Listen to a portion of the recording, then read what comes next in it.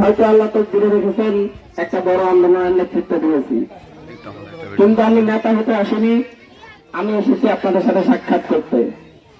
আমি আপনাদের কাছে অনুরোধ করব, আমি বারবার যেখানে গিয়েছি সেখানে অনুরোধ করেছি, আপনারা আমাকে কখনো নেতা হিসেবে সম্বোধন করে আমাকে আপনাদের কাছ থেকে দূরে সরিয়ে দিবেন না। আপনারা আমাকে ভাই হিসেবে সম্বোধন করবেন, আপনারা আমাকে নিজেদের সন্তান হিসেবে সম্বোধন করবেন। আমি আপনাদের কাছে সন্তান হয়ে থাকতে চাই, ভাই হয়ে থাকতে চাই। আমরা একজন আরেকজনের সহযোগী হয়ে থাকতে চাই।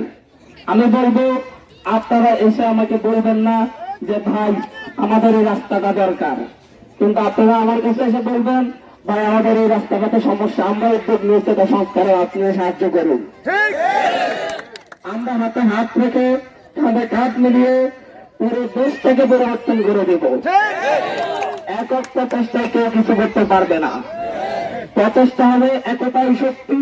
যখন আমরা প্রত্যেকে একতাবদ্ধ হব এবং প্রত্যেকে নিজ দেশকে ভালোবাসবো, নিজের দেশের জন্য কাজ করার সিদ্ধান্ত নেব, তখন এই দেশের চেহারা আর এরকম থাকবে না। আমি বলবো, আপনারা এই দেশটাকে ওন করুন, এটাকে নিজের ভাবুন, ভেবে দেখুন, এটাকে আপনার পরিবার ভাবুন, আপনার সন্তান ভাবুন, আপনার ঘর ভাবুন। তারপর ভেবে দেখুন আপনার ঘরে কি কি সমস্যা আছে। আপনার ঘর যদি হতো তাহলে আপনি ওই সমস্যাগুলোর সমাধান কিভাবে করতেন, তাহলে দেখবেন এখানে একটা পরিবর্তন আসবে, দীর্ঘ পরিবর্তন। আমি বলবো, আপনাদের এখানে আমি জানি দীর্ঘ সময় ধরে লোক ছাড়া নেওয়া হতো। আমরা যে সময় ধরে ছাত্র আন্দোলন 5ই আগস্টের আমাদের বড় বিপ্লবের মধ্য দিয়ে চিরতরে এই চাঁদাবাজি তখন দারিদ্রের আজীবনের জন্য শেষ ঘোষণা করেছি। যে আপনাদের কাছে চাঁদা চাইতে আসবে, সেটা 1 টাকা হোক, 5 টাকা হোক, 10 টাকা হোক, চাঁদা চাইতে আসে সেটা 1 লাখ হোক, 10 টাকা হোক, সাথে সাথে প্রতিরোধ করবেন। আপনারা যখন এখানে একজনের কাছে চাঁদা চাইল, আপনারা বাকি ব্যবসায়ীরা হয়তো দেখে থাকলেন ওর কাছে চেয়েছে আমার কি, কিন্তু সে যখন ওর কাছ থেকে পেয়ে সাহস মেরে যাবে, তারপরে দিন আপনার কাছে চাইবে। যদি আপনার প্রশান্তি নেই যে চাঁদাবাজ এসে আপনাদের কাছে চাঁদা চাইবে, তাকে যদি এই বাজারে 200 দোকানদার একসাথে দাঁড়িয়ে বলেন যে কোন সাহসে চাঁদা চেয়েছিস, একটা গরু বেড়ে দেন, দেখবেন যে পরের দিন থেকে আর আপনার কাছে আসার দুঃসাহস দেখা যায়। এজন্য বলি, আপনাদের মধ্যে ভাইয়ে ভাইয়ে সমস্যা থাকে, কিন্তু ভাইয়ের কেউ এসে যখন আঘাত করে তখন সবাই ভাই ভাই সবাই মিলে একসাথে প্রতিরোধ করে। আমরা এখানে মানুষ প্রত্যেকটা এখানে যেভাবে কাঁধে কাঁধ মিলে দাঁড়িয়েছি, যে কোনো বিপদে আপদে একে অপরের পাশে কাঁধে কাঁধ মিলিয়ে দাঁড়াবো। আপনাদেরকে বলবো, আপনারা সালিশ বিচারের জন্য এমন মানুষের কাছে যাইবেন না যে 500 টাকা ঘুষ খেয়ে সালিশ করে। আপনারা সিদ্ধান্ত নেন, আজ থেকে আমরা অনেক কমিটির মাধ্যমে সালিশ করাবো, এর সব এ ভালো, তাহলে দেখবেন যে ওরা ঠিক হয়ে যাবে। এই দেশের সাম্য ও ন্যায় বিচার প্রতিষ্ঠা করা আমার আপনার সকলের দায়িত্ব।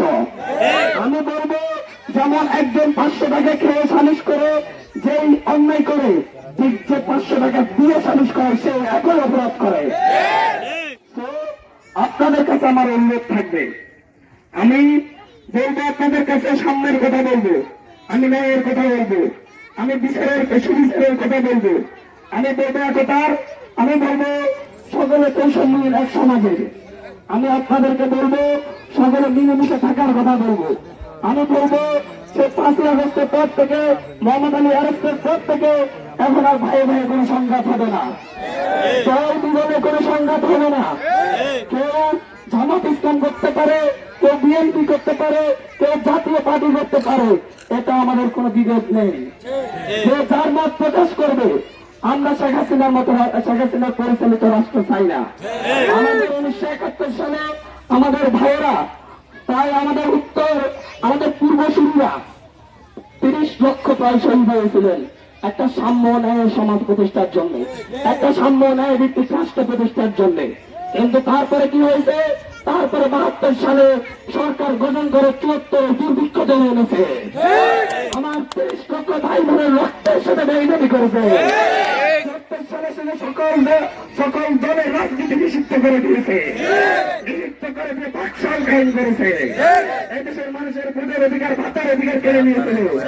তখন এক কবি লিখেছিলেন ভাতটা হারাম চাপা নইলে মানচিত্র খাবো। তারা তারপরে 96-তে এসে সেই আওয়ামী লীগ সরকার আরেকবার আমাদের সাথে প্রতারণা করে। শেখ হাসিনা এসে বলে আমার বাবার অপকর্মের জন্য আমি ক্ষমা চাই। আমি বলবো আমি রাষ্ট্রটা আরো সুন্দরভাবে চালাবো, আমি এরকম করবো না। মাথায় প্রতিবাদে হাতে তসবি নাই, মানুষ বিশ্বাস করে তাকে ভোট দেয়, তারপর আমাকে আবার জেলে ঢুকাই। এরপরে গেলে মানুষ তারপর তাকে জবাব দেয় 2001 সালে ব্যালটের জবাবের পরে কি হয়, 2006 সালে পর্যন্ত বিএনপি একটা সরকার যখন ক্ষমতায় থাকে তাদেরও অনেক ভুল ত্রুটি ছিল, তারাও সংস্কার করে না এদেশে। তাদের আমরা বিশ্বাস করি না বিধায় আমরা ছাত্র জনতার কাছে এসেছি। কিন্তু তারপরে আবার এসে বললো যে হচ্ছে বিএনপির অধীনে, বিএনপি জামাতের অধীনে দেশ নিরাপদ নয়, আমরা আরো সুন্দর রাস্তা পথ দেবো, 10 টাকার চাল খাওয়াবো, আমরা 30 টাকার তেল দিব। কিন্তু 10 টাকার চাল হলো 70 টাকা, 30 টাকার তেল হলো 200 টাকা। 2008 সালের পর থেকে 2024 সাল পর্যন্ত 16টা বছর এই দেশের মানুষকে জিম্মি করে রাখলো, আমাকে ফাঁসি দিল, বড় মাদ্রাসা বন্ধ করলো, মসজিদের ইমামদেরকে নিয়ে সিনেমিনি করলো, এদেশের বড় মানুষকে হত্যা করলো। 2004 সালে 17 হত্যা করলো। 2012 সালে একজন আলেমের পক্ষে যখন আন্দোলনে নেমেছিল তাদেরকে গুলি করে হত্যা করলো। 2024 সালে এসে ছাত্র জনতাকে হত্যা করলো। তার বাদ কেউ ছাড়ে না, এই দেশের ছাত্র জনতা তাকে চড়ে ভাই। এরপর থেকে আমরা আর কাউকে বিশ্বাস করি না, আমরা আর শেখ হাসিনাকে বিশ্বাস করি না, আমরা আওয়ামী লীগকে বিশ্বাস করি না।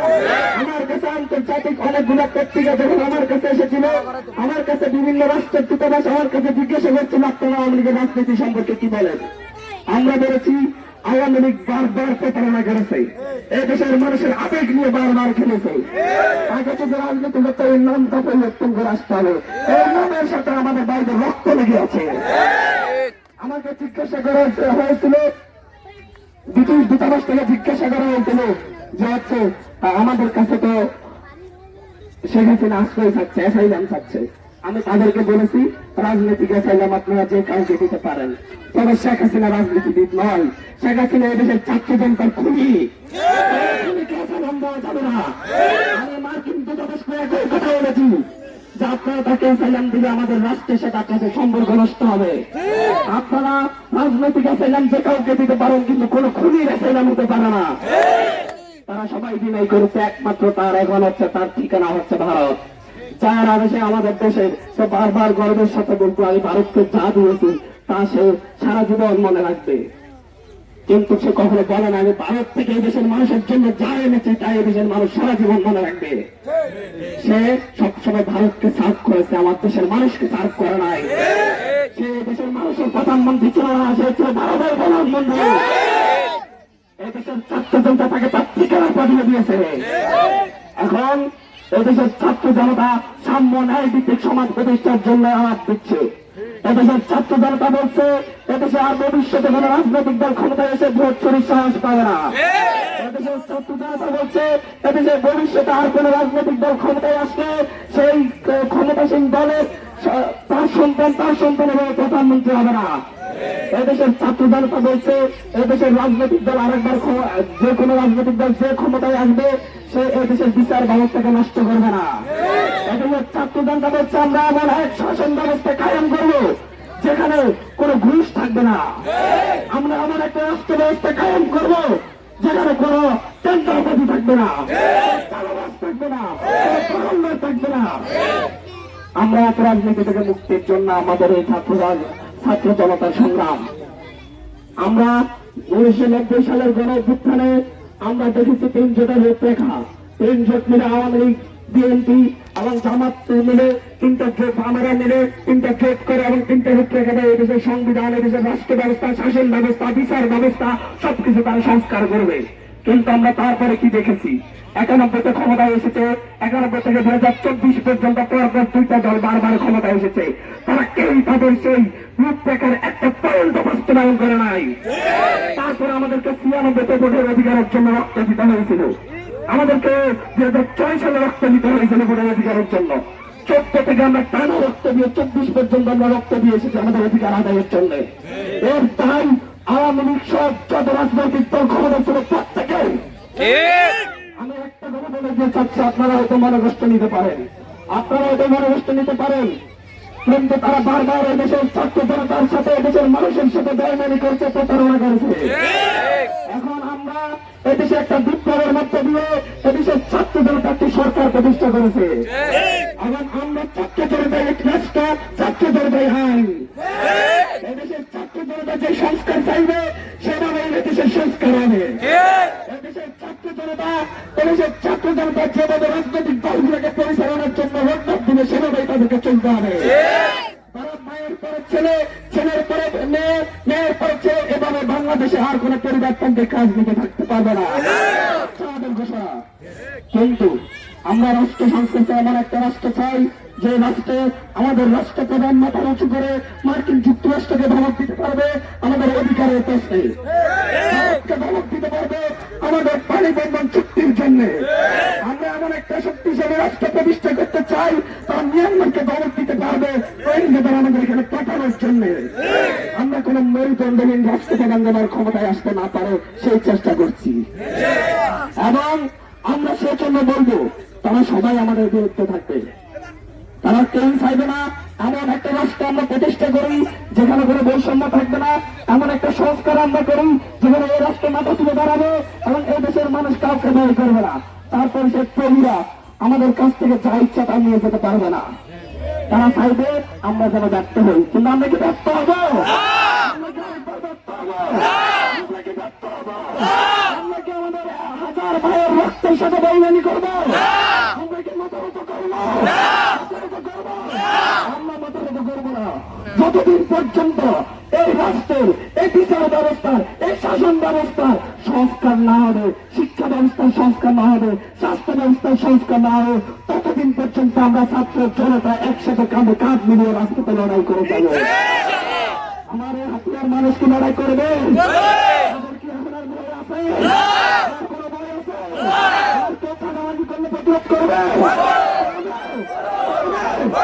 নিজেরা নিজেদের দায়িত্ব প্রতিরোধ করতে হবে। প্রতিটা বিষয় আজ থেকে আমি বলবো, পুরো হাতিয়াতে জাতীয়ভাবে যত কর্মসূচি হবে আমাদের হাতিয়ার ছাত্র জনতা এই কর্মসূচিগুলো যেন পালন করে।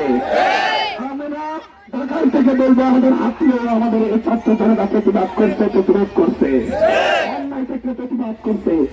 সেটা বলতে পারবে তো? আন্দোলন গেলে আমাদের হাতিয়ার ছাত্র জনতা আন্দোলন করতে পারে না মাহমুদ আলীর ভয়ে, সন্ত্রাসীদের ভয়ে। এখন কি আর ভয় আছে? এখন কি ভয় আছে?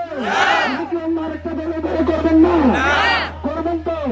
তাহলে যে চাঁদাবাজি করবে, যে উত্তরাজ করবে, যে অন্যায় করবে, যে অবিচার করবে, তার বিরুদ্ধে প্রতিবাদ আপনাদেরকেই করতে হবে। তাহলে কেবল শান্তির বাংলাদেশ, সুশাসনের বাংলাদেশ আপনারা পাবেন, না হয় কিন্তু কেউ আপনাদেরকে মুখে তুলে খাইয়ে দেবে না। ধন্যবাদ সকলকে।